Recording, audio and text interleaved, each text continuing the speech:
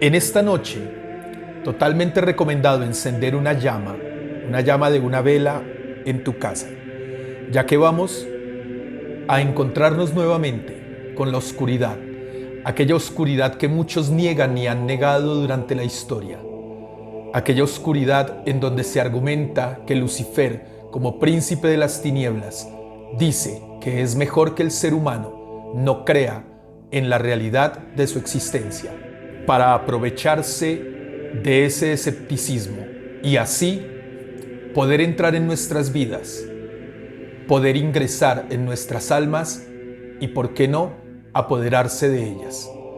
Bienvenidos a este segundo capítulo. Internémonos un poco más en el Averno, en la oscuridad.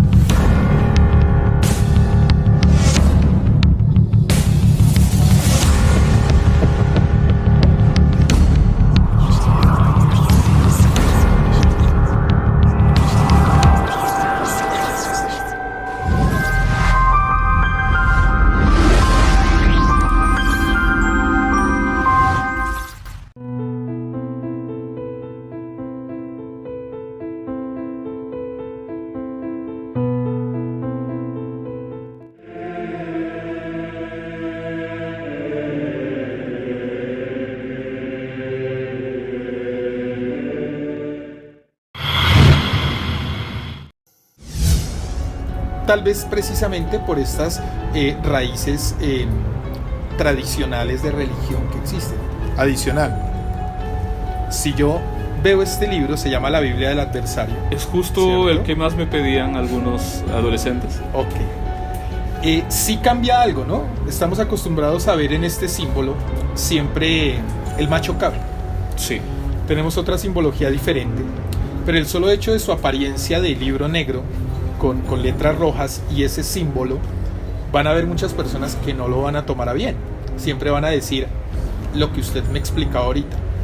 Ahí van a tener todos los pactos para atraer al demonio y amarrar a la suegra, sacar corriendo la novia o amarrarla y atarla, ¿cierto?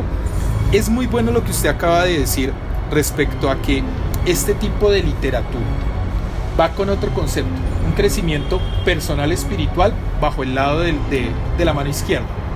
Mas no van a encontrar, porque todo el mundo busca, todo el mundo quiere una salida rápida. Exacto, la salida rápida, el libro de San Cipriano, en donde te dicen búscate 3 pelos del dinosaurio que murió hace miles de años, y las personas buscan, intentan buscar, pero es muy importante eso, es una profundidad de filosofía espiritual bajo el concepto del sendero de la mano izquierda.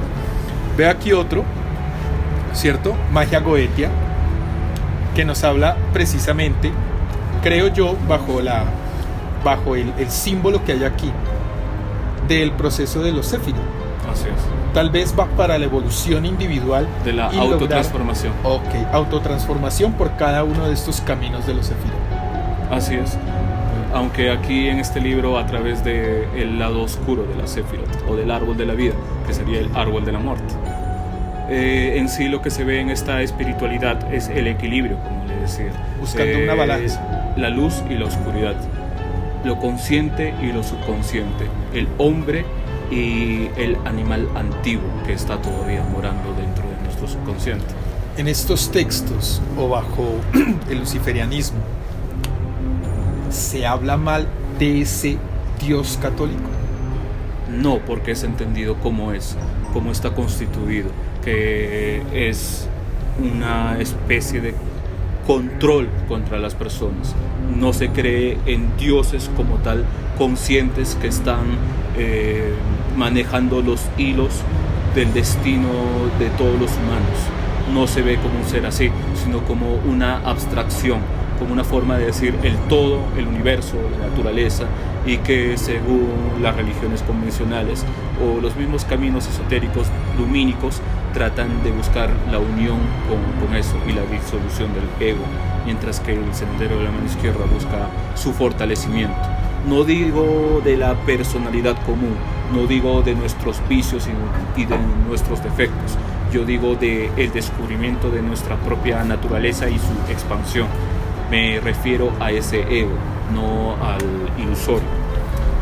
En todo eso se mueve la literatura que nosotros difundimos a través de Mano Sinistra. Ustedes como luciferistas, ¿qué opinan de esa jerarquía en la parte de la demonología creada, por ejemplo, por Sebastián de Michaelis, en donde nos habla que así como en la cábala judía se sacaron unos nombres, o Dionisio Areopagita saca unos nombres de 72 ángeles de luz, Sebastián de Michaelis, basado en este mismo estudio, saca 72 nombres de demonios? ¿Qué piensan ustedes? ¿Si hay más seres demoníacos después de Lucifer? ¿Si hay una jerarquía? ¿O Lucifer es el ser único y el resto han sido creación del hombre? Yo creo que son creación del hombre a usanza de entender una jerarquía tal cual se da dentro de la humanidad, con reyes, príncipes, duques, sí. Y todo eso es una forma de interpretar a las máscaras de las fuerzas que tienen poder dentro del propio universo, pero en realidad nosotros no le damos existencia objetiva. Hablando ya ahora de metafísica, para nosotros son simplemente formas de comprender.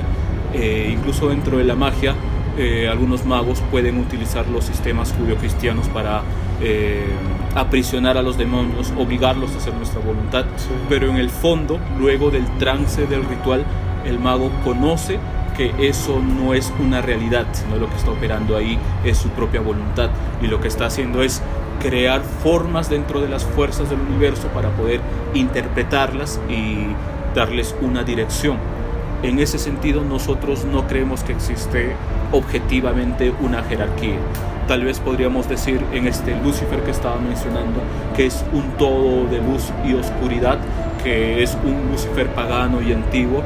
Podríamos decir que existen diferentes aspectos, tal vez aspectos más oscuros, aspectos más lumínicos, y podemos trabajar con cada uno de ellos a nuestro beneficio, pero no existe una jerarquía al judio-cristianismo. O sea, si hablamos, por ejemplo, de Satanás, Belial, Baal, Belfegor, Belcebú, para ustedes estos seres son nombres creados por el ser humano. De pronto representando correcto. Mi propia oscuridad como ser humano. Y lo que existe afuera. Y la representación de la energía que se mueve externamente. Correcto. Nosotros no creemos en seres literales como tal. Pero eso no quiere decir que la cuestión de la existencia se vea limitada. Podríamos estar hablando de existencias mucho más abstractas que nuestra mente recién está intentando de comprender. Dentro de la magia hay muchos rituales que, siendo precisamente de una raíz pagana, se hacen insinuaciones, por ejemplo, de en algún momento al trabajar con fuerzas elementales, y por tradición también cultural, pienso, de esas culturas que llegaron aquí a América, podemos estar hablando de adoraciones y de invocaciones a un dios Thor, a un dios Odín, a una Freya, por ejemplo. Para el luciferianismo, esos seres tampoco entran como seres reales o dioses reales en la historia. Son tan solo máscaras que, dependiendo del contexto, de la cultura, del tiempo, van a tener su propia interpretación. Podemos tomarlos en cuenta, sí, para nuestra transformación, pero lo que estamos buscando no es una adoración, no es sometimiento. Y en esto sí tomamos esa figura de Belial, que significa, según su propia etimología hebrea y aramea, sin yugo, sin amo. Nosotros tomamos ese espíritu, o sea, con eso nos sumergimos dentro de la espiritualidad sin buscar algo a que someternos, sin un yugo. He conocido personas que a medida que se van acercando a este sendero de la mano izquierda, no sé si toman otro camino o si tergiversan la información, pero que se creen vampiros, se creen lobos, y no estamos hablando de vampiros energéticos, sino vampiros reales, vampiros de decir, yo no puedo salir a la luz del día porque soy vampiro, o en las noches o por mi cuerpo físico yo soy un lobo. Y el vampiro y el lobo son, entre comillas, representaciones, bajo el concepto de ellos, representaciones de esa fuerza de Lucifer o de Satanás en la oscuridad, en las tinieblas. ¿Qué opina usted y qué le podría decir a esas personas que se están redireccionando o al luciferianismo o al satanismo, pero que se creen que son vampiros o se creen que son hombres lobos? ¿Real, mentira, parte de afectación psíquica? ¿O usted podría decir, sí, los vampiros y los lobos existen y pertenecen al sendero de la mano izquierda? Yo les preguntaría por qué es que se catalogan como tal, cuál es la raíz de todo esto, qué cosa les ha llegado a hacer alcanzar esa conclusión de que son o no son tal cosa. Dentro de las fuerzas que manejamos, si tomamos al vampiro arquetípico, al hombre lobo arquetípico, pero como una representación de nuestro animal, y como bien decías, de las fuerzas que están dentro de este Satán, si se quiere, que impulsa por dentro a nuestras propias pasiones, instintos, pulsiones, y que el mago utiliza estas cosas pero para su propia transformación. Por ejemplo, el instinto de lucha podría ser utilizado para salir adelante dentro de la vida, dentro de una empresa, alcanzar un puesto alto, un ascenso, incluso el éxito dentro del cortejo con una pareja, o el éxito con los amigos, en la sociedad, etc.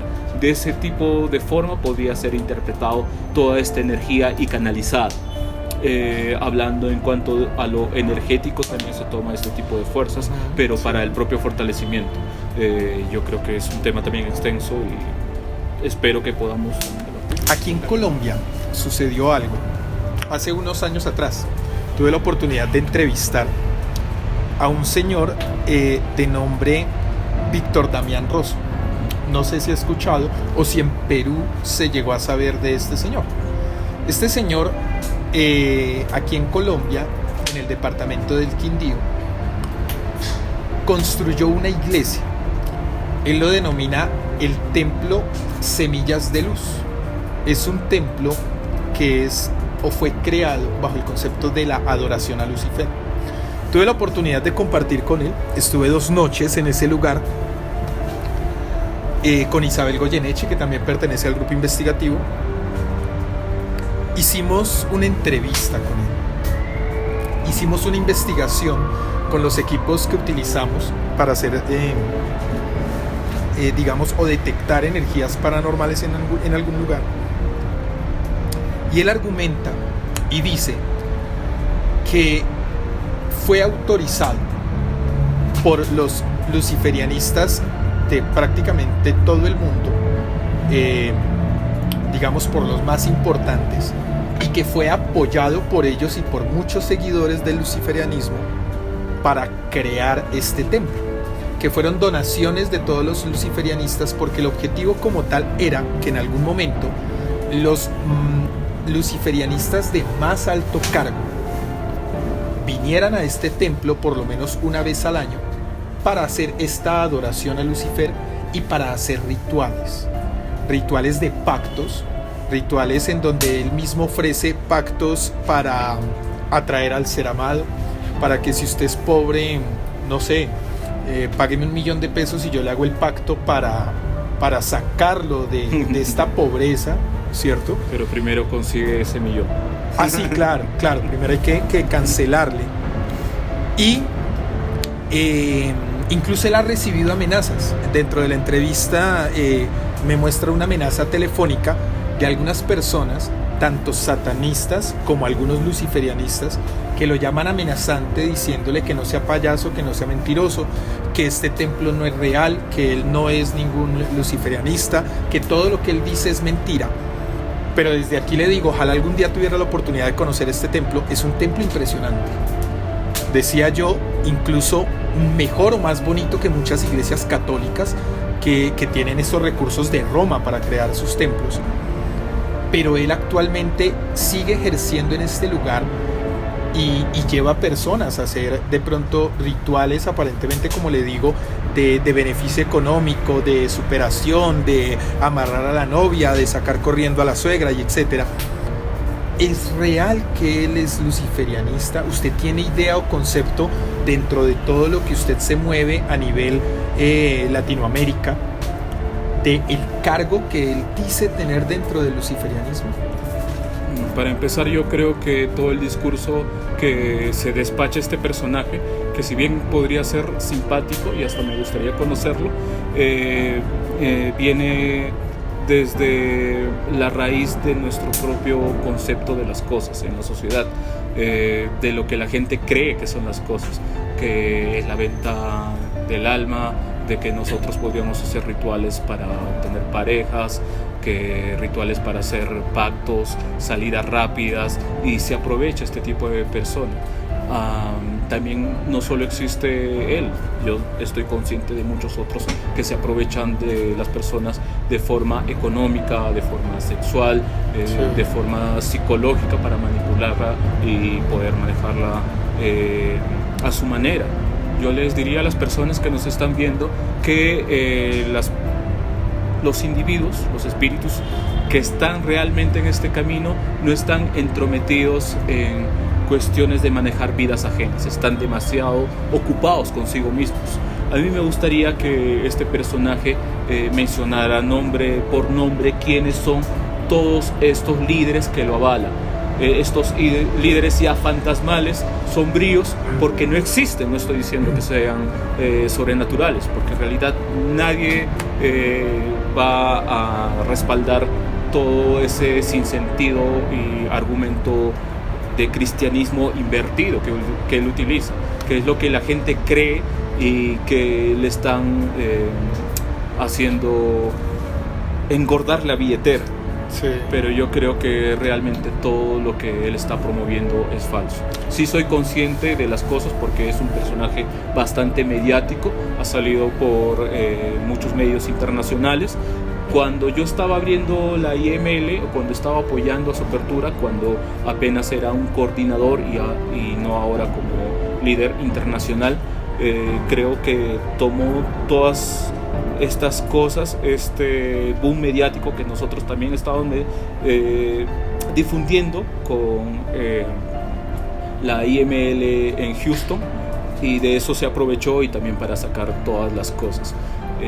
Pero si ustedes se ponen un poquito más a investigar, lo espiritual no trata de matar nuevamente animales y todas esas cosas, y él salió haciéndose popular por matar una gallina negra en una playa con gente con túnicas horribles. La verdad, nosotros tenemos túnicas en nuestros rituales, pero eso es mamarracho, por el amor de Satanás. Pero parecía un muy mal circo, y sin embargo la gente cree en todo eso. ¿Por qué? Porque está viviendo esa realidad y lo que necesita es despertar. Y no digo que el luciferianismo sea la clave a sus vidas, sea el remedio. No, nosotros no queremos ni siquiera formar vínculos con todo el mundo, ni llevarnos bien con todo el mundo. Lo que nosotros estamos buscando es nuestro propio desarrollo. Y en ese sentido somos individualistas y egoístas. Si es que de repente salgo por este medio, por estos programas, es justamente para dar una visión objetiva de las cosas, que si existe gente seria que está trabajando en esto y que debe haber un balance entre tanto circo y payaso que aparece de vez en cuando. ¿Cree usted en una posesión demoníaca, en lo que nos ha mostrado de pronto las películas, El Exorcista, El exorcismo de Emily Rose, lo que nos hablan de los exorcismos católicos. ¿Cree usted que Lucifer sí entraría a poseer un cuerpo humano? No, porque no existe en ese sentido. Yo creo que son las fuerzas que nos pueden manejar, sí, podrían tomar control de una persona a través de una forma indirecta, no como una conciencia inteligente que va a ser el drama de la posesión, sino que a través de fuerzas que podríamos controlar o no, de forma consciente o inconsciente. Eso podría ser el caso más cercano a la posesión, a diferencia, claro, de rituales en los que uno maneja el trance, pero esto incluso es manejado de una forma seria y centrada y madura. Pero yo creo que es otro tema por completo diferente. Pero quisiera hacer énfasis en que en la tasa de posesiones, en qué personas se da. No se dan estas posesiones más en familias evangélicas que todo el día están con el cuento que el diablo, que los pecados, que todo es malo, que tu propia naturaleza no debes tocar ni nada de eso. Sí, la gran mayoría de casos son esos, ¿no? ¿Y por qué es que acaso el diablo tiene preferencia por evangélicos? Pues se supone que son porque están más cerca a la luz de Dios, ¿no?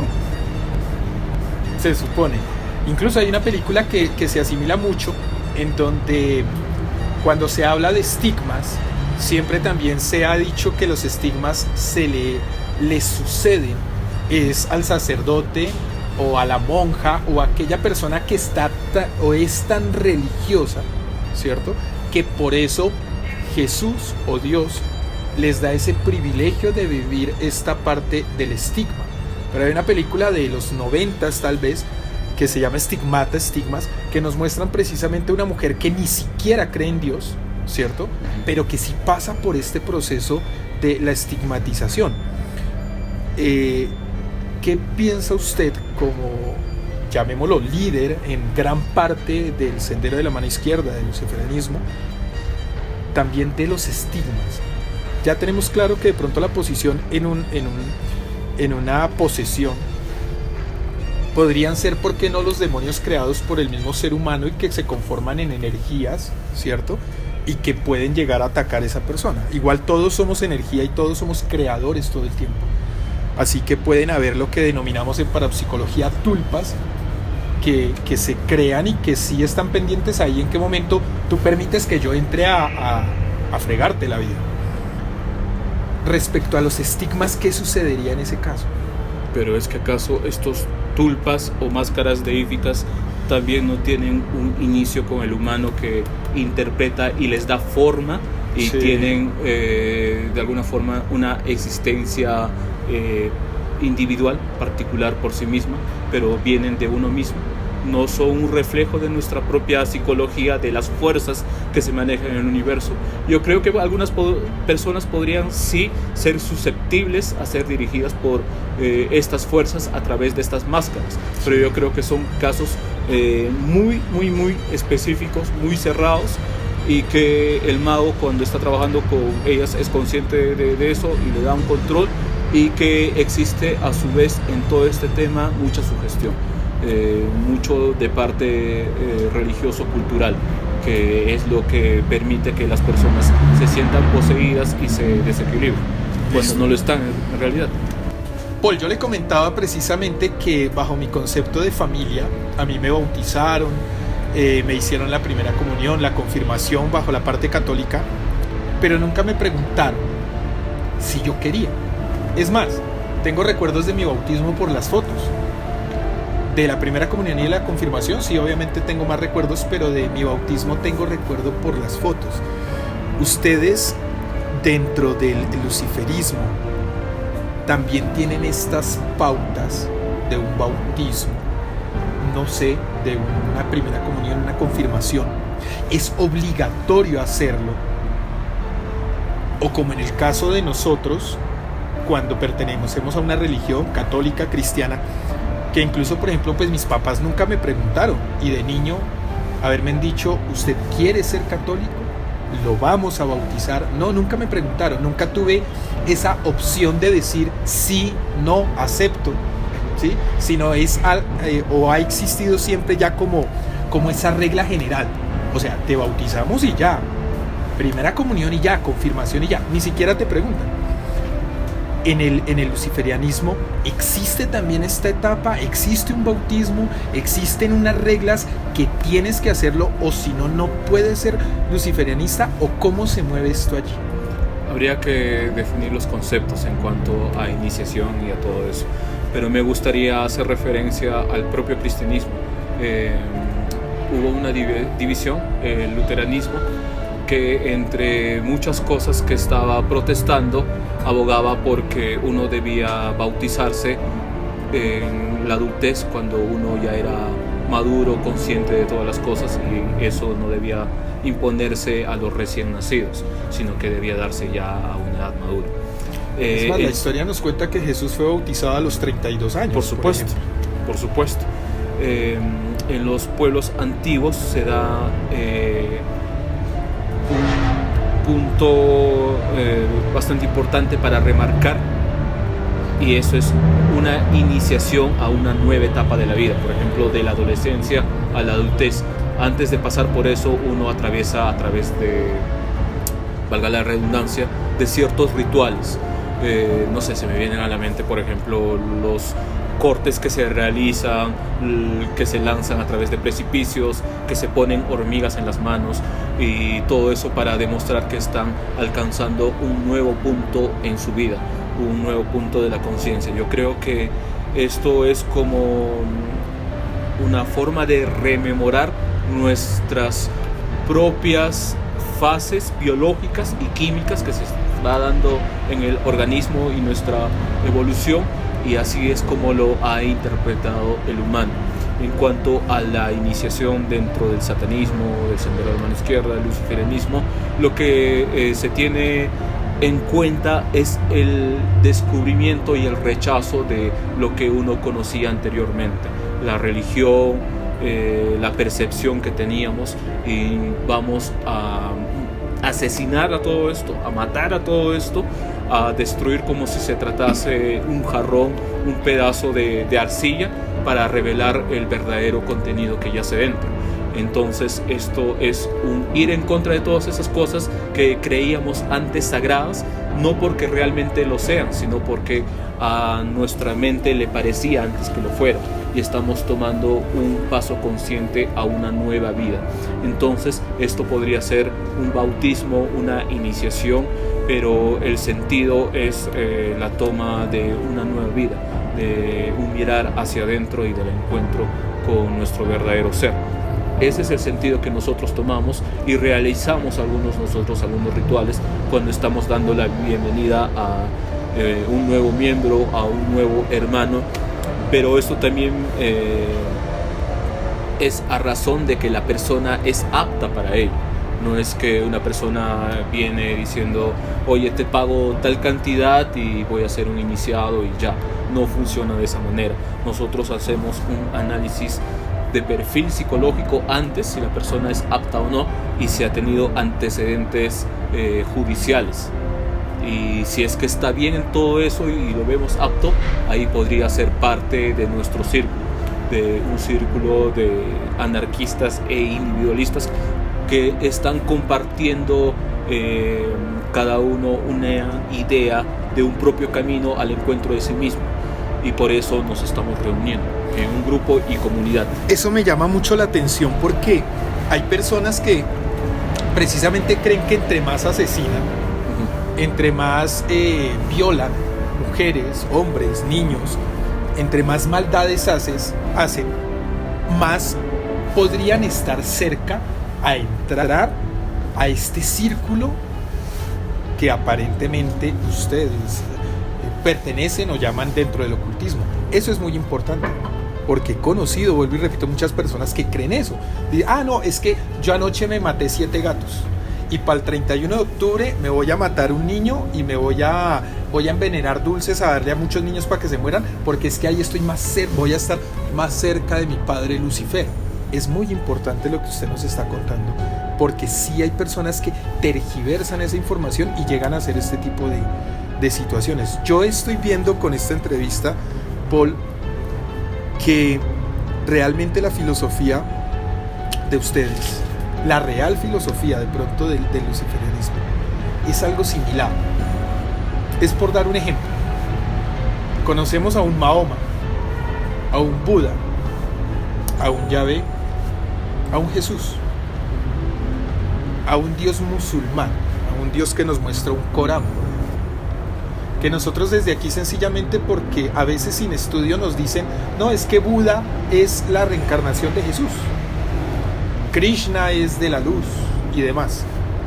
Relativamente Lucifer viene a ser otro concepto muy similar, pero ese satanismo o esa parte de haber satanizado este nombre durante toda la historia nos sigue haciendo ver que ese Lucifer es la oscuridad, la muerte, el vestirse de negro, ya el impacto, el confundir también la magia negra, la brujería o la santería en su parte oscura, de intentar manipular el libre albedrío de las personas por intermedio de rituales, el intentar siempre por ese ego, primero yo, segundo yo, tercero yo, y yo manipulo el resto del ser humano, viene a ser casi lo mismo, esa capa oscura que les implantaron a ustedes simplemente por tener un concepto de ese nombre Lucifer.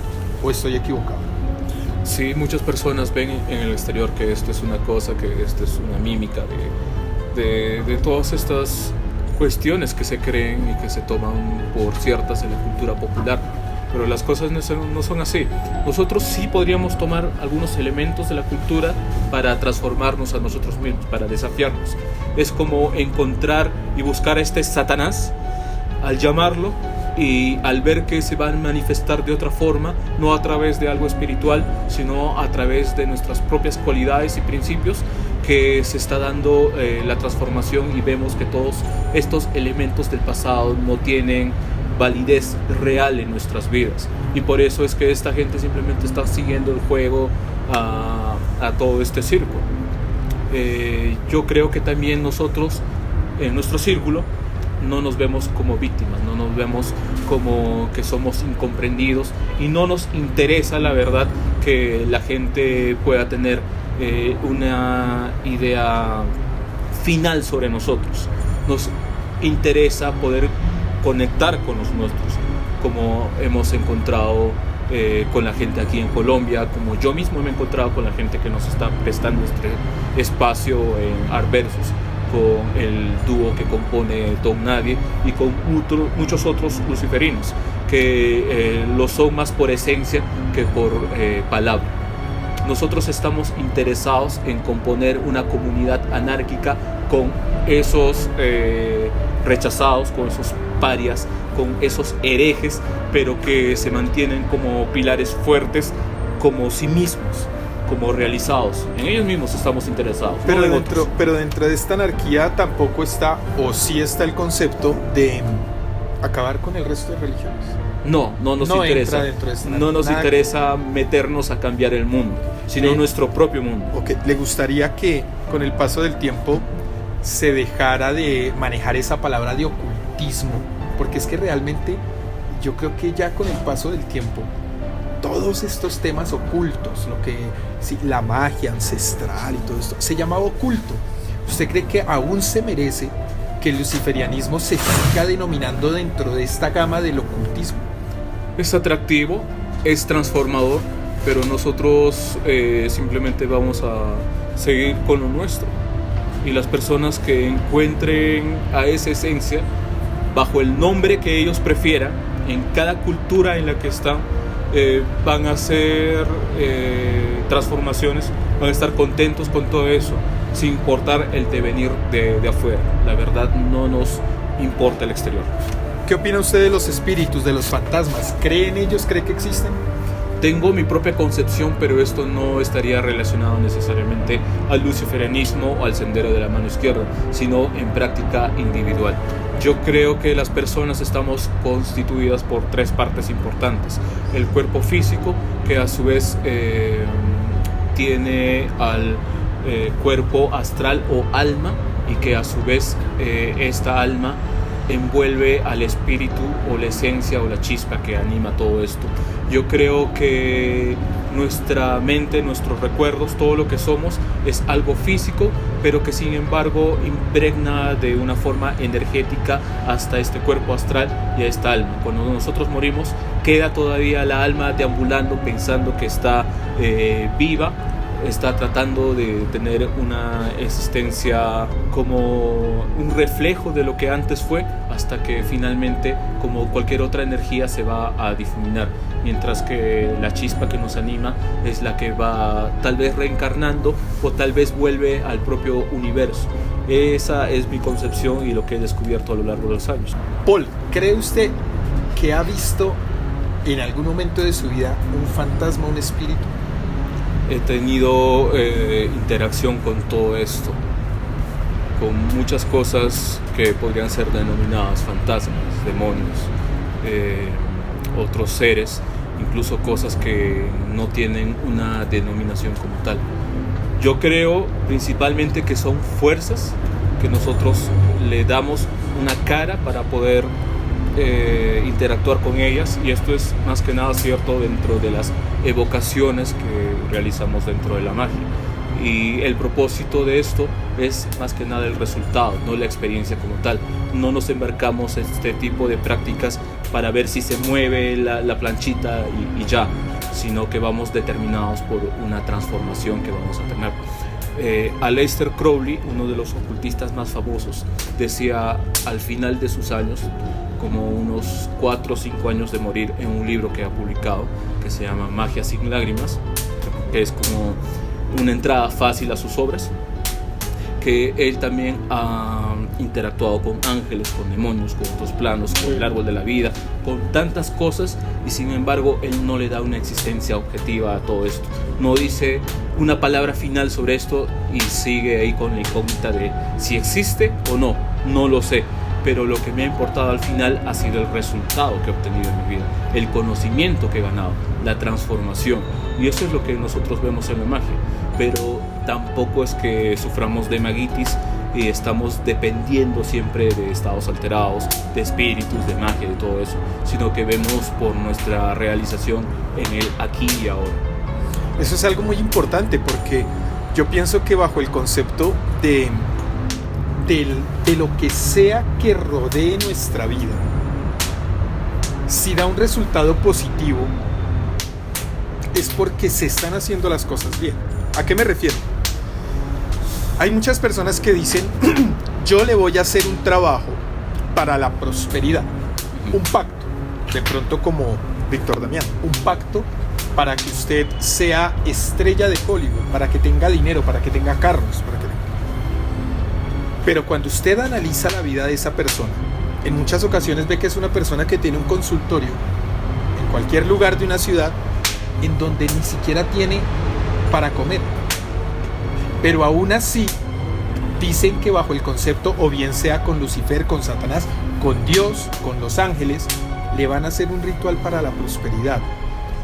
Ese es un punto muy importante. Yo pienso, y es mi concepto personal, en donde así usted crea en Lucifer, pero si yo veo que usted realmente está bien económicamente, ¿cierto? No digo que sea millonario, pero que esté bien. Pensaría yo que, oiga, sí, le voy a pagar de pronto, porque si él está bien, me puede ayudar. O sea, si yo estoy bien, puedo ayudar a alguien a que esté bien. Pero hay personas que caen en ese enredo, ¿no? En ese enredo de ni siquiera averiguar cómo es la vida de esa persona, y si le pagan por un trabajo de prosperidad en donde esta persona ni siquiera tenía para almorzar. ¿Usted qué opina de eso? ¿Sí es real? O sea, es mi concepto.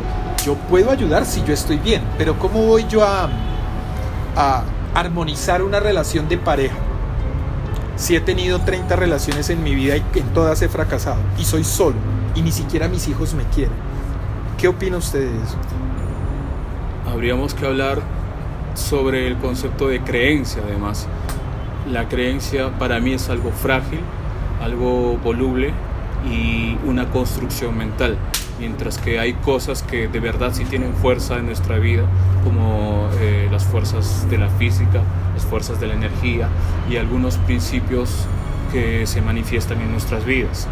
El mago no es aquel que hace magia, es el que es magia. Toda su vida es magia, es toda una muestra del desenvolvimiento de su propia voluntad.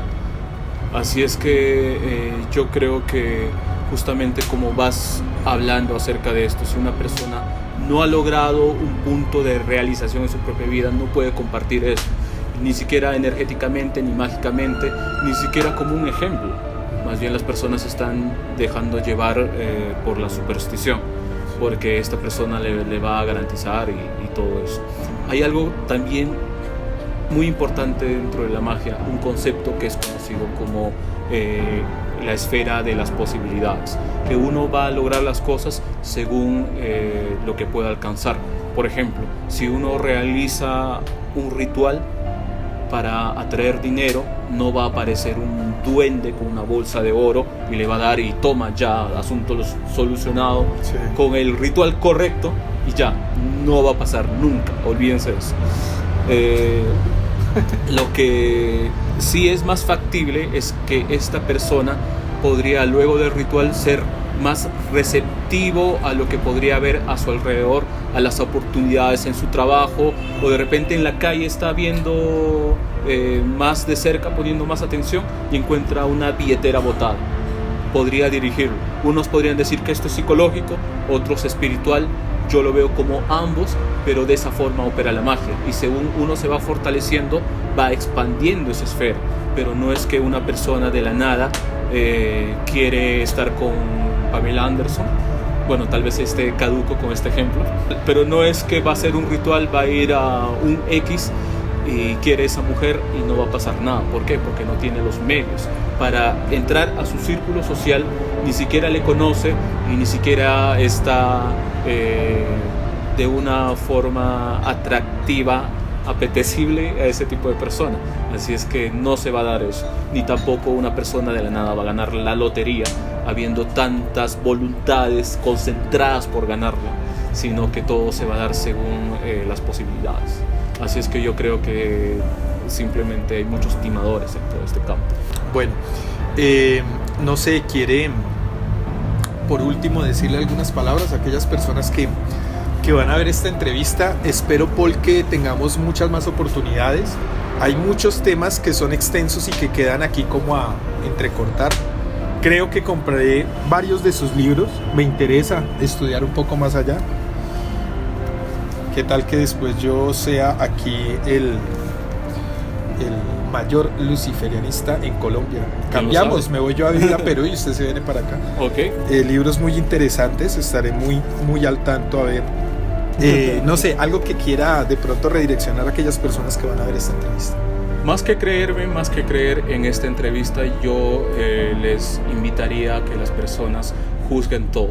Juzguen a lo que estamos hablando, a lo que ven, a lo que escuchan en su exterior, y que se pongan a juzgarse a sí mismos, a que comiencen a cuestionarse y a encontrar el hilo de la maneja que les va a llevar a el encuentro a sí mismos.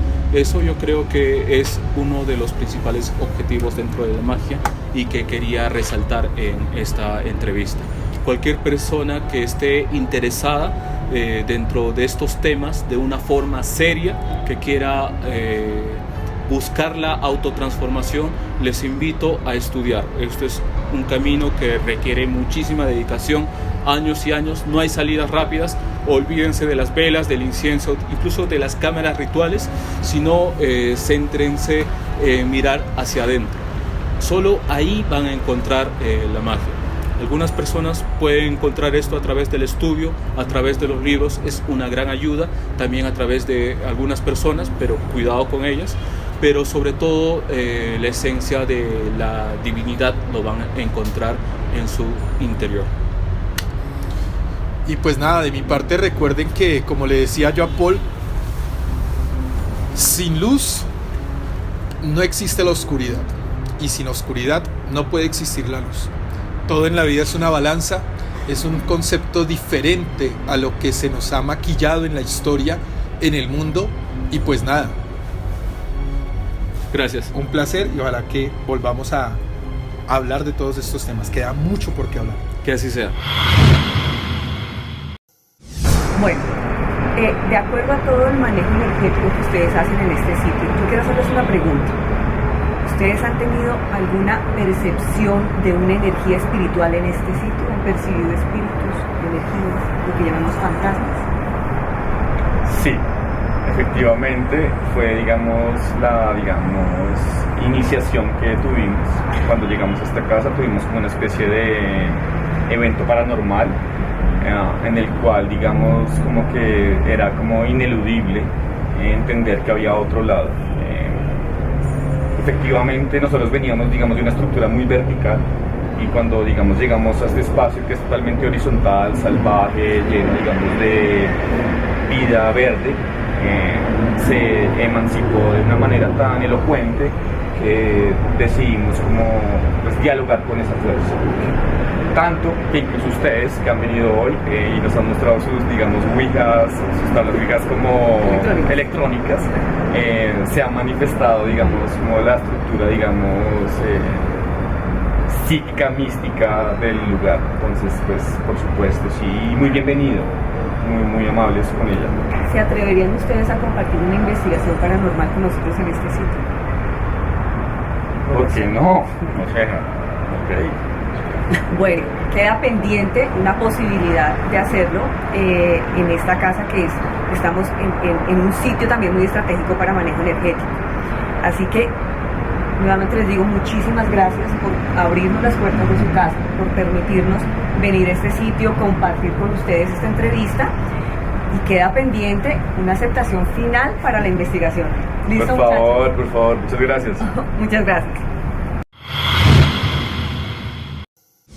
Bueno, como vieron, quedó abierta la posibilidad de una investigación en este sitio emblemático, en este sitio místico Adversus.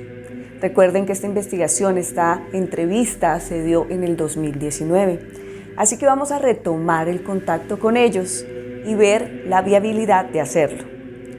De ser así, ustedes obviamente van a ver el resultado final de una investigación paranormal en Adversus. Solo me resta decirles, como angeóloga, como investigadora de fenómenos paranormales, y con este tema tan delicado que tocamos hoy, que siempre existe la luz y la oscuridad, el bien, el mal, ángeles de luz, ángeles de oscuridad. Siempre va a haber esa balanza, y ustedes y yo, todos, tenemos este libre albedrío de tomar la decisión en nuestro camino de vida. Gracias por acompañarnos y nos vemos en una próxima oportunidad. Chao, chao.